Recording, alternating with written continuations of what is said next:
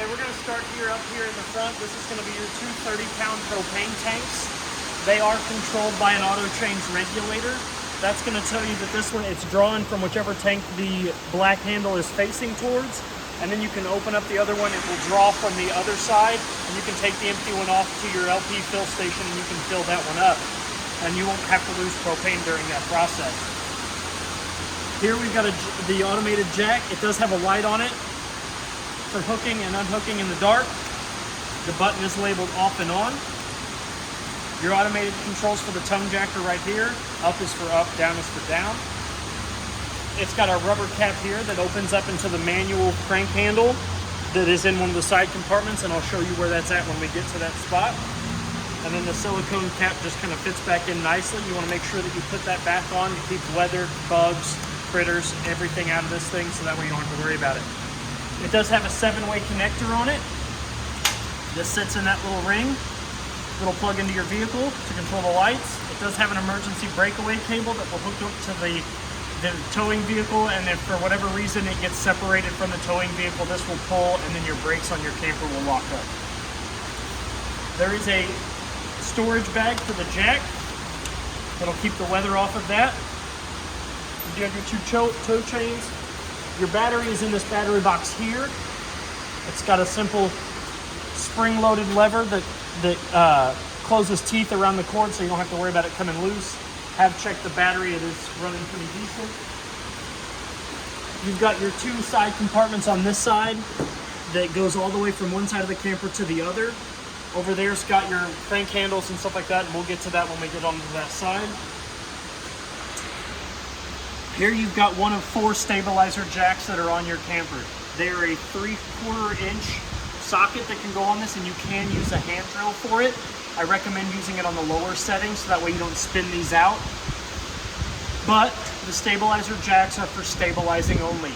They are not for leveling the camper. The tongue jack is what you're going to use to level the camper. These are for just keeping the camper sturdy when you're walking around on it. You do not want to use these to lift and lower the camper up and make it level. We'll come back here. In between the slides, you've got your 30 amp short cord. It has been replaced. It's a newer cord, so you don't have anything to worry about there. It is wired correctly.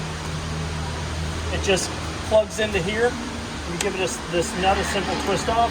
It's a quarter turn and you can pull it out and reverse that to put it in. You put it in, give it a quarter turn, and you tighten this nut down. What this ring here does is that keeps all the weather out of your outlet. It makes sure that the rain and the bugs and all that stuff kind of stay out of your power outlet. It is protected against the weather, so you don't have to worry about it. It is watertight, so you don't have to worry about having this plugged in the rain or anything else. And then the cover, when you're not using it, you want to close that cover. This connection here is for your city water connection.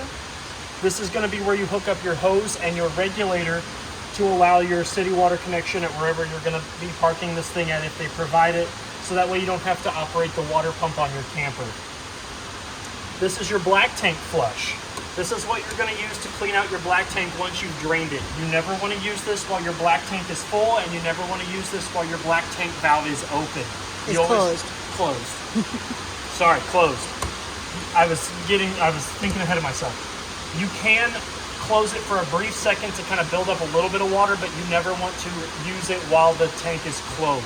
You always want the valve to be open, and you want that water to be able to drain from the black tank outward. This is your hot water heater. It runs on gas. It's got an anode rod down here underneath. That's going to protect your water from any sort of hard water deposits or whatever. It's going to eat that rod up first. You can change that out by simply unscrewing it. There's a pressure valve here. You never want to run your hot water heater without it being full. Whenever you fill up your tank or you're connected to the city water, before you operate your hot water heater, you're going to want to come out, you're going to want to give this a gentle tug. And if water starts coming out of that pressure release valve, then you know your tank's full. It does run on LP, so it has to have propane in the camper to be operational. And then to lock it, you just turn this spring-loaded key here, and it will close that hot water heater up. Down here, you have your gray valve In order for this to operate, you'll want to pull this all the way out, and that'll open your gray tank valve. That's going to be for your bathroom and your kitchen sink. Your shower and your sink and your kitchen sink are all gray tank. Your toilet is your black tank. Your black tank valve is going to be this one right here. Whenever your black tank gets full, you pull this and all your black tank's going to pull out. The order that you want to drain these in is black first and then gray. That gray will help wash out whatever remaining gunk from the black tank is going to come out of your valves. The poo goo. The poo goo. This is the cap that's going to fit over this. When you're not using this, you want to make sure that it's closed. If you don't have your sewer hose attached to this or your dump station hose attached to this, you want to make sure that this is closed. So that way no critters or varmints or anything get up in there, or anything else gets up in there while you're camping. Hate for a snake to come up in there. Your tires have been torqued to the specified sticker that is on the front of the camper, and as well they've also been aired up to the proper PSI that's on that sticker on the front of the camper. You always want to go by that sticker and not anything else. That sticker was designed for your camper, and it's going to tell you the specifications of your camper. Here's another one of those stabilizer jacks. There's one on all four corners of the vehicle. Again, they are for stabilizing only, not for lifting and leveling. And again, it uses a 3/4 socket. This is going to be your outside cable / satellite hookup if the park has provided satellite or cable. You're going to run their coaxial cord from their outlet to this, and that's what's going to give you the satellite and the cable that the park or campground is providing to your camper.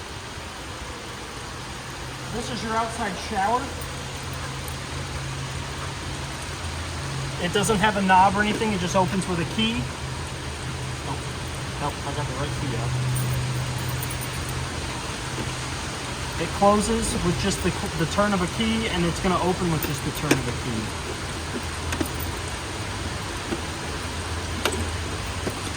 It does have a 60-inch hose that comes out to a shower head, and it does have access to hot and cold water.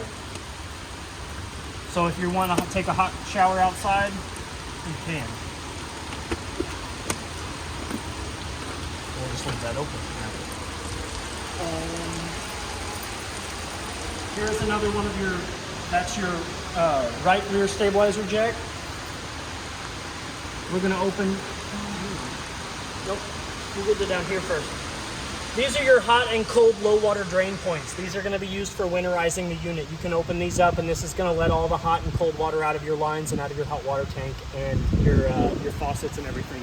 Those are used for winterizing the camper. This is your outside kitchenette. This is a strut mounted door, so it will come and stay up. You do have a rather large refrigerator outside that's powered by 110. You've got cabinets. It does have a manual light up here, turns off and on. I is for ignition, O is for off. It's the easiest way I can define that. O is going to turn your lights off. You do have an outside sink. Along with it, it goes into the gray tank as well. And this is your outside grill. It's going to swing out. That's your LP quick connect hose. There's a C-clamp and a knob there, and that will lock into place, and that will hold your grill open. Your grill's going to open up. These are going to fold out. These are going to be your wind protectant guards. These are going to keep the wind from blowing your pilot light and flames out while you're using it outdoors. When you're done using the oven or the outside grill, you can swing this arm back in here, and it does sit a little pushed inward to keep this from rattling up against this while you're using it. Your LP quick connect for the outside grill is in this port here. You're going to pull this rubber tab out. That male end of the quick connect hose is going to fit into this. Once you slide that ring back, it's going to open up the ball bearings to slide that quick connect in. You're going to hear it click, and this is going to slide forward. Once that's connected, you can take this valve here from perpendicular to parallel, and that's going to allow your propane to flow freely from the tanks to back here, which is going to power your grill.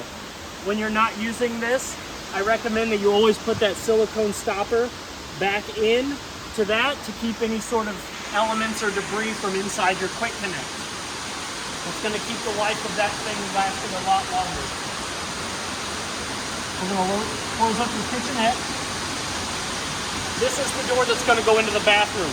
This is going to open up strictly into the bathroom, and then it's got a door from the bathroom that goes into the rest of the camper. The stairs are pull out for the bathroom. You can pull them down. This one's going to sit, this one's going to rotate down, and then now you've got stairs that lead up into your bathroom. In order to fold these back up, the bottom step comes and sits in between the top and the middle step. You grab the handle underneath and you lift up, and they fold nicely up underneath the bathroom door. You do have a 110 outlet on the outside, along with an outside cable outlet. This is where your coaxial cord is going to go when you want to watch TV outside. You're going to go from the back of the television to this, and that's going to provide you with the antenna or whatever sort of media device that you're listening to inside. It's going to power that TV. This is a TV mount. The TV that is inside has a mount on the back of it. You can actually take off and bring that out, that inside TV outside, and mount it to the outside of your camper. It's got two knobs on it that are going to sit in here, and they're going to slide down, and that's what's going to lock your TV into this outside mounting bracket. This is the vent for the outside of your, or for the outside portion of your refrigerator. The refrigerator in the kitchen is directly on the other side of this. This is the line if you would ever need to defrost or water would get into your refrigerator or freezer. This is the line that's going to let that drain. You never want to tuck this up in there, and you never want to do that, because if you do, water's going to leak in and get into the inside of your camper. You're going to want to leave this little guy hanging out here, and when you do get water in your refrigerator, you can pop this out and it will drain outside of your camper and keep you from having a whole bunch of water damage. This is your furnace vent. When your furnace is on and running, you are going to have very hot air coming out of the bottom one and the air intake in the top one. You never want to block these off, and you want to keep young ones and little ones and animals and elderly and anybody really away from this, because the hot air can burn your skin and it can singe the hair off of your arms.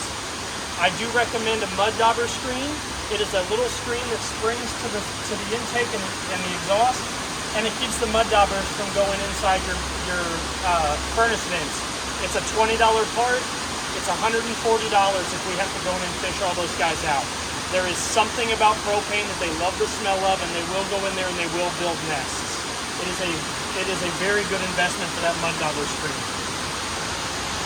This is your freshwater connection. You're going to take your hose, any sort of hose with a pressure regulator, and you're going to lay it in there. It's not going to fit in there flush.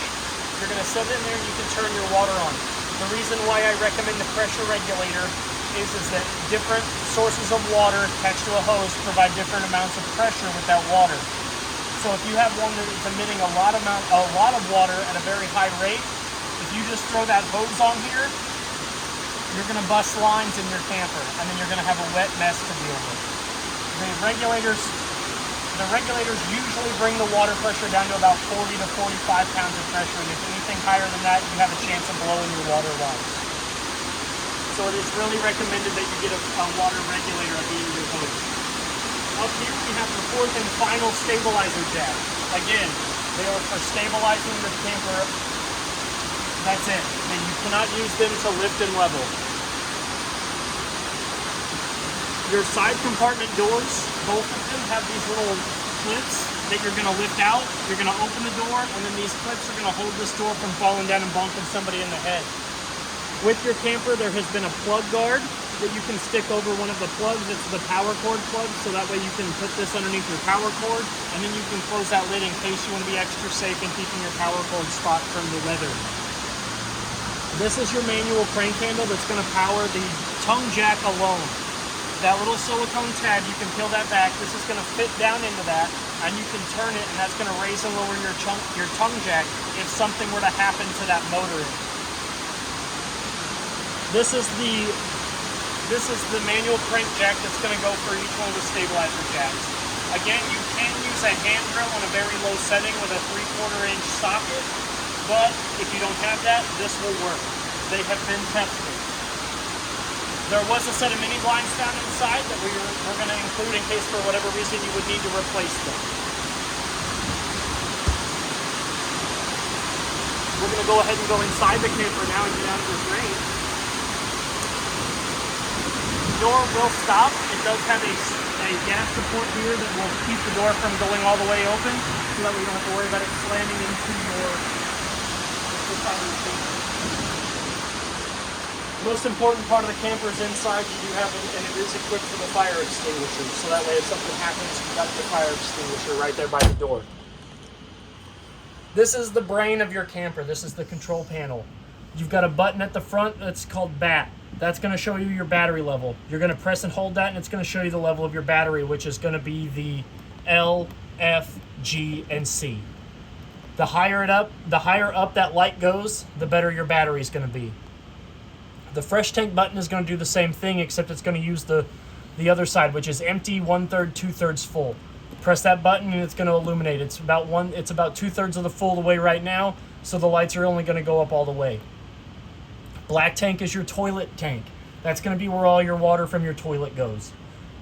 Same as the other two lights. You hold that button and it's going to show you what it is. It's going to say E because we emptied it out. Gray 1 is going to be your kitchen sink and your bathroom sinks and your shower. It should also be empty. Gray 2 you're not going to use. It's only got one gray tank on it, but if for whatever reason you do press that button, it's going to show empty. These two buttons here are going to be your water heater. It can ignite on both LP and electric, but it runs on LP. So you can start it with gas or you can start it with electric, but it's going to need LP to continue to burn. If you flip these buttons up, they're going to illuminate red. They are a translucent red right now, and then when you engage one, it's going to light up. The third red button here is your water pump button. You push that up, it's going to engage. That's going to engage your water pump. You're going to hear an audible sound come from underneath the sink where your water pump is at. That's your water pump priming. It's filling with water. Once it continues to fill with water, it's going to stop. It's going to come to a slow, gradual wind down, and then it's going to stop altogether, and then it's only going to engage when you turn your water sources on. If it continues to thump and bump, you're going to have air in your line somewhere. So go around and turn every one of your faucets on, let it spit out the air bubbles. The whine and thump and bump should wind down. This is going to be your awning. It is kind of windy and rainy, so I won't extend it. But you've got retract, which brings it in, and you've got extend, which sends it out. You want to make sure when that awning comes out that the tube that the awning is attached to on the arms is up and down, and you've got a little bit of a hang down that's going to keep the rain from coming inward, and it's going to send it downward. The awning does have two pinch points on either side of those awning arms that are going to be where a little nut is at, and it's going to be the bottom arm that's attached to the swing arms.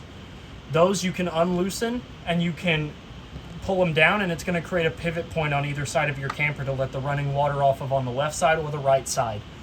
In order to bring those back up, you're going to want to make sure that those pinch points are secure and are solid. And when you're not using the awning, you always want to make sure that it is retracted. It is one of the most expensive parts that you can put on a camper. These are your porch lights. There's a light that's up here on the outside of your camper. When you flip that on, it's going to illuminate red, and it's going to turn on your porch light. If you're not using it, you turn it off, and you can always make sure that these 4 lights here are off when there is no lights glowing behind them. These are your slide buttons. These are what's going to bring your slides in and out. Your battery hookup is required for operation, which means you have to have a battery in the camper for your slide rooms to work. This light here is not in use because there is no awning lights on this camper. If you did have awning lights, this would be the button that it would work. This button right here is going to turn off your interior living quarters lights. They are all manual and they won't work when they're off, so they all have to remain on in order for this light switch to operate these. And they have a center button, which again is the I for ignition and O for off. They need to be in the I position for this switch to activate them. This one here is going to turn off this top light here. It's the only one it's the only one that's attached to this light switch. It's your entry light. It's what's going to turn on if you're going to come in the camper in the dark, or if you're outside and you want light in the room that you're in, you turn this on. We'll come inside here. You have a standard sink faucet, hot on your left, cold on your right. It pivots from the big basin to the small basin. It does have 2 stoppers in it. The kitchen also has one of those lights that has the I on ignition and O for off above the sink, so that way you're not washing dishes in the dark. It does have a GFCI equipped 110 outlet.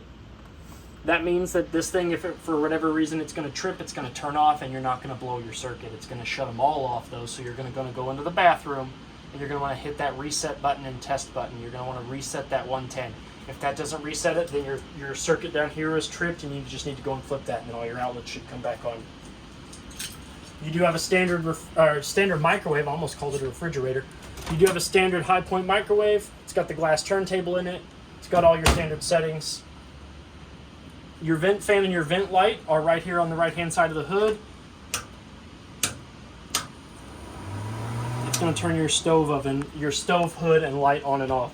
It is equipped with a 3-burner gas stove. In order to light your oven and your stovetop, you're going to turn this to the light position, L-I-T-E. You're going to hear it click, and you're going to turn it's going to auto ignite. You're going to hear a click, click, click, click, click, and then you're going to see that turn on, and then you're going to see a ring of blue flame appear around the burner. That's going to go for each one of these. In order to turn your oven on, you're going to see the same thing. You're going to see the pilot, and it's going to say push/hold.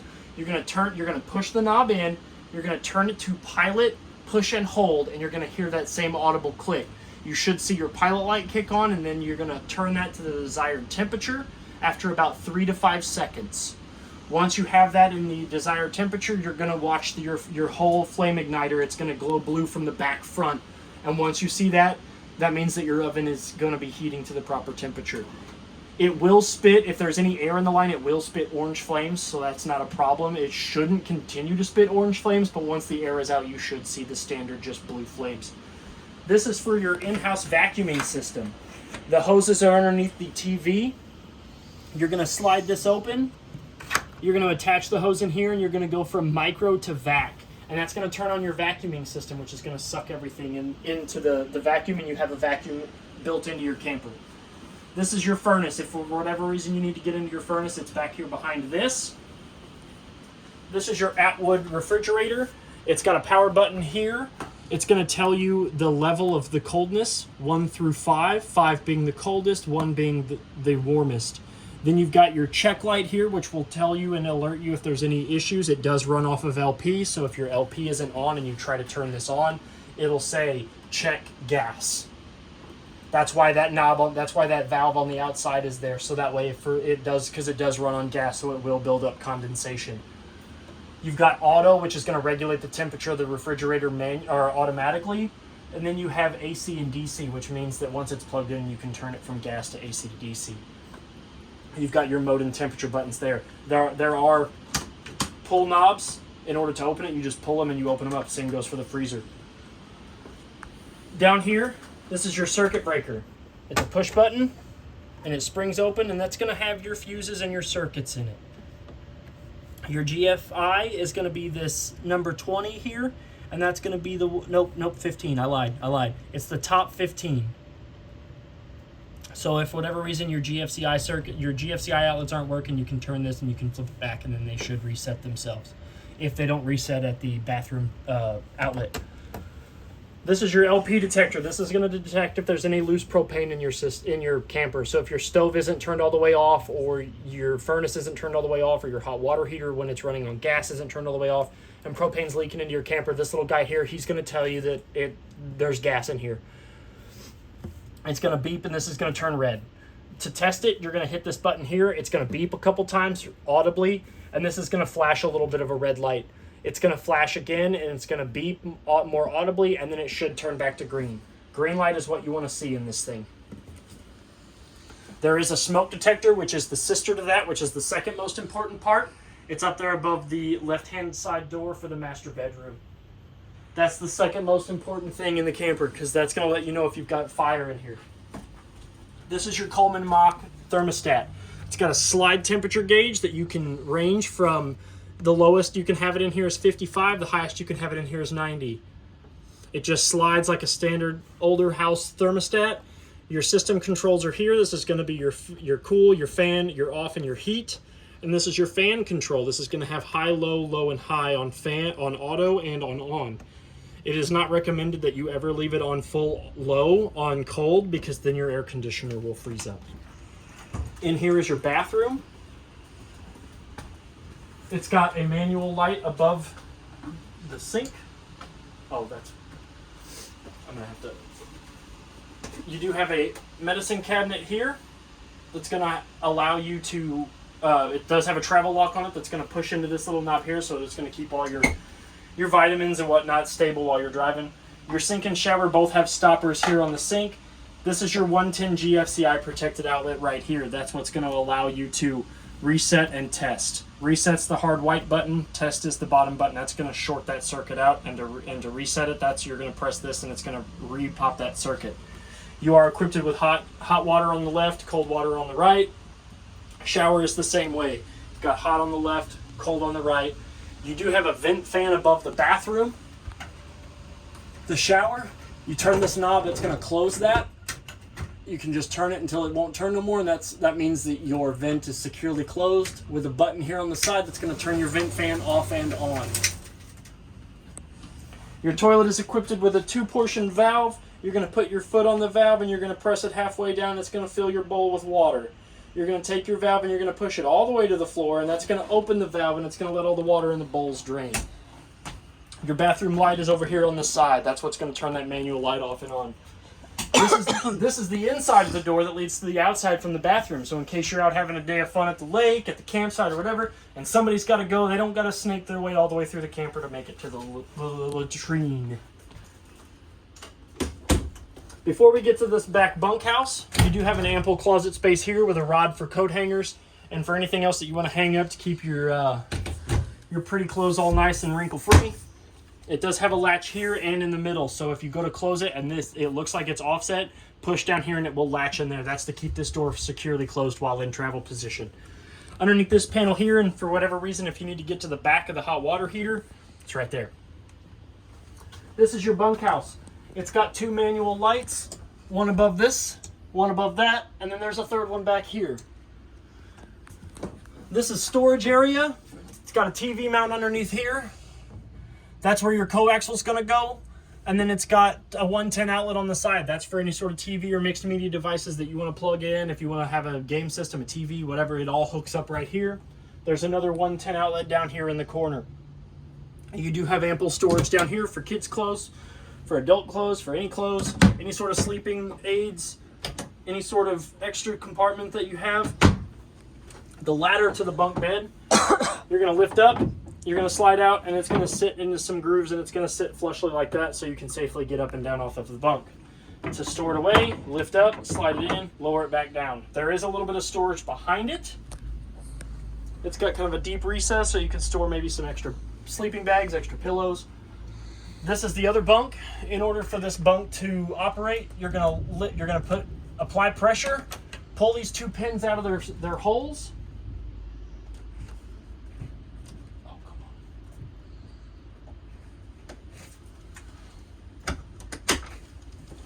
This is going to lower and sit on those supports, and then you've got another bunk on this side of the bed. This futon down here, these couch cushions do unfold to make a rather large sleeping area in case you've got more than 2 people staying in this bunkhouse, and they do fold back up into that couch position. This carpet line here, that is for the slide, so you don't have to worry about that. That's just the carpet on the slide that will come in and out when the slide comes in and out. You do have central heat, which is down here. It's going to run through the bottom of the camper, so you do have furnace vents that run through all the way through the bottom of the camper. We'll go ahead and turn these lights off. You do also have roof-mounted air conditioning vents that will allow the air conditioner to feed through to the camper. It's on this side, right here. You can spin these to get a directional flow. I wouldn't spin them too much because the louvers will pop out. To separate the bunkhouse from the rest of the camper, you do have a pull curtain here that will pull, and then you can let the children have bedtime. Here we have the sitting area, the dinette, which has ample storage underneath this side of the dinette. This table does fold down, so in case you do need to make other sleeping areas or you want to fold and put this table away, this does fold down. There are hinges here and here, and all you do is you just kind of lift up on this and it collapses in on itself and it lowers down to sit on these supports here. And then you can move cushions around and apply a mattress of some sort of sleeping mattress or whatever you want. You've got 2 decorative pillows on top of this couch, and this couch does also turn into a sleeping bed. It'll pull out and up, and it will rest into like a hideaway bed. And that way, if you do have ample amount of people staying here, they all have ample room to sleep. That big window there above the dinette, that is your fire escape window. That will open up enough in a rather large manner for you and whoever else is in here in case of an emergency breaks out. You will be able to get out of the camper. You have overhead storage above the hideaway bed, along with another window that does have curtains. They all have curtains they're latched down at the bottom, but they can come out of these hooks and they can kind of come closed if you really want them to, but they don't really have a whole lot of room. They all have pull-down blinds. So if you did want to change these out, they are accessible to be changed out. They're just on metal hooks.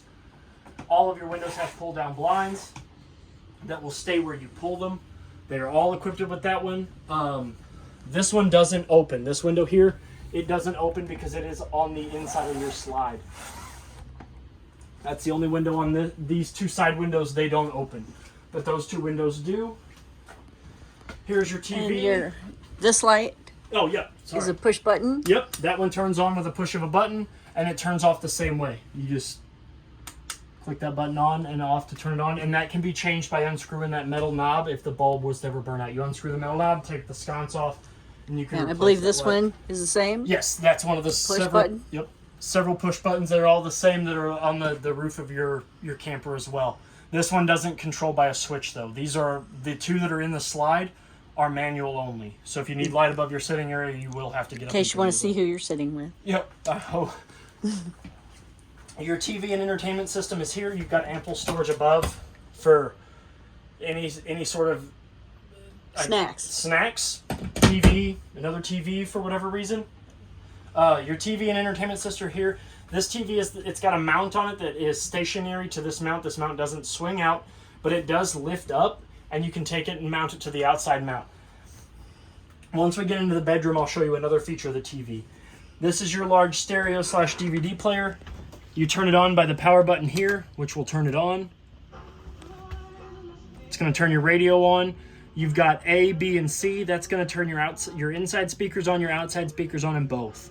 So you've got the ability to have inside audio, outside audio, and both audio in case you've got people that want to listen to what you're listening to inside.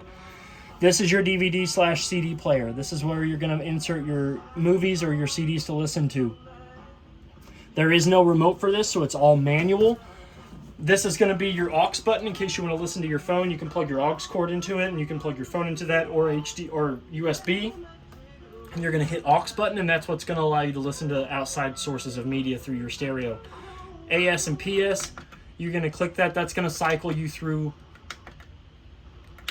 your other options for outside media. Your enter button is going to let you confirm things. AM, FM, it's going to allow you to access your AM, FM channels. Mute's going to allow you to mute it. And then you've got your options to cycle through your options for skipping songs and all that jazz. This is what's going to allow you to change your USB to DVD. You're going to hit this button, and it's going to turn the DVD player on.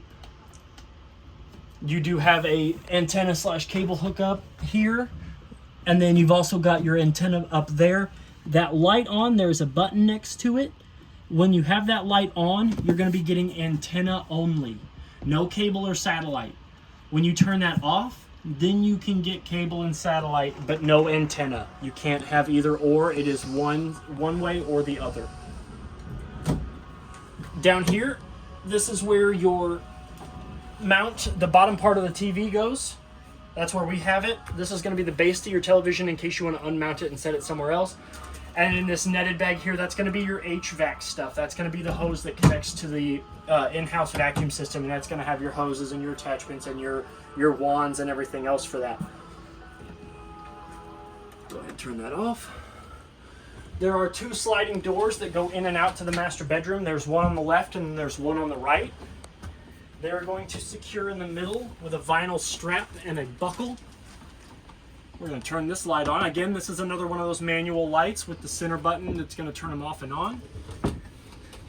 You can close them, and the other feature with your TV is that if the kids go to bed or whoever's sleeping in the cabin goes to bed and the people that are sleeping in the master bedroom want to watch television, this mirror can rotate along with the TV attached to it, and now the TV that was in the living quarters is now in the master bedroom. That's pretty cool. So, and then the mirror goes in front so that way the kids can wake up and scare themselves in the middle of the night when they see somebody in their camper that looks just like them. The doors, When they're closed, they will cinch into travel mode with this snap here that will attach these two doors together to keep them from slamming in and open when you're going to make turns.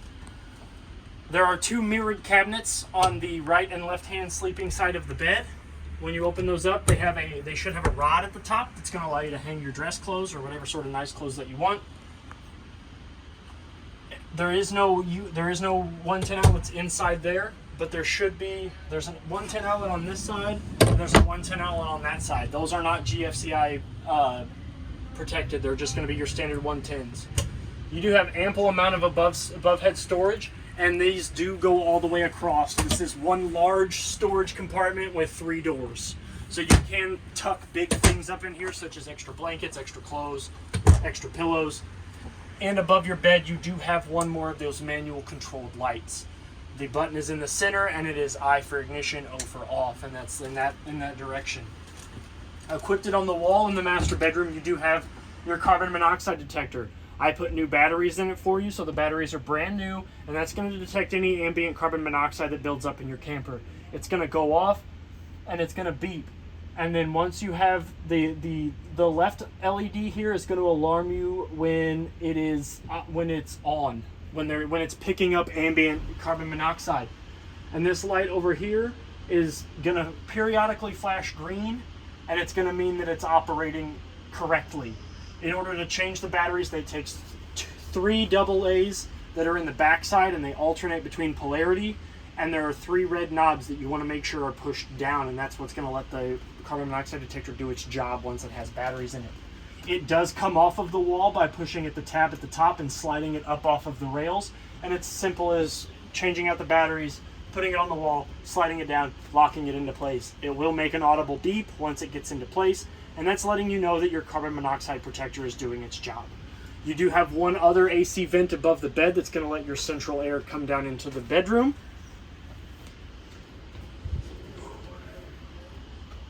And I think that covers everything else, Patty. Is there anything else you can think of that I need to go over? No, I think we're good. All right. Well, I hope you guys enjoy your camper, and if you have any other questions, please feel free to reach out to us here at Parkland RV. My name is Trey, and you can reach me Monday through Friday. Thank you.